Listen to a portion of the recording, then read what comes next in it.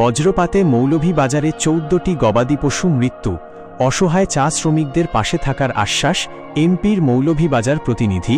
মৌলভীবাজার ০১ আসনের জুড়ি উপজেলার ৮ নং গোয়ালবাড়ি ইউনিয়নের কুচাই জালাই ও পাথরটিলা গ্রামে এক ভয়াবহ বজ্রপাতের ঘটনা ঘটেছে।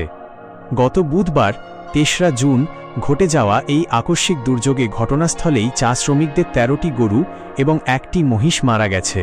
আয়ের একমাত্র উৎস হারিয়ে সম্পূর্ণ দিশেহারা হয়ে পড়েছেন খেটে খাওয়া অসহায় পরিবারগুলো। ঘটনাটি জানার পরপরই স্থানীয় সংসদ সদস্যকে এমপি তাৎক্ষণিকভাবে বিষয়টি অবহিত করা হয়। খবর পেয়ে তিনি গভীর দুঃখ ও ক্ষতিগ্রস্ত পরিবারগুলোর প্রতি সমবেদনা প্রকাশ করেছেন। একই সাথে তিনি আশ্বাস দিয়েছেন, সরকারি তহবিল ও প্রশাসনের সহায়তায় দ্রুততম সময়ের মধ্যে এই অসহায় পরিবারগুলোর ক্ষতিপূরণ ও পুনর্বাসনের ব্যবস্থা করা হবে। স্থানীয়রা আশা করছেন এমপি মহোদয় ও উপজেলা প্রশাসনের দ্রুত হস্তক্ষেপে ক্ষতিগ্রস্ত পরিবারগুলো খুব শীঘ্রই ঘুরে দাঁড়াতে পারবে।